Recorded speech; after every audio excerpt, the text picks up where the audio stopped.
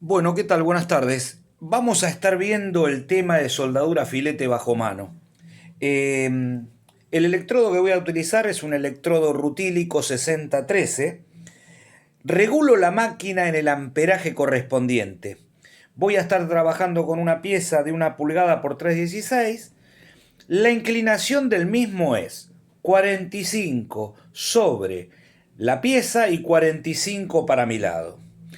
El movimiento que voy a estar utilizando es el movimiento zigzag, pero ojo, el arranque que tengo que estar haciendo en este rincón, en el rincón donde voy a estar haciendo, voy a encender como si fuese un fósforo al electrodo.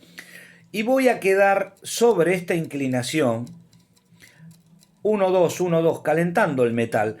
Una vez que caliento el metal, el movimiento va a ser semicircular, manteniendo el mismo hasta que termino la soldadura. Como empiezo con este movimiento calentando ambas piezas, voy a estar terminando.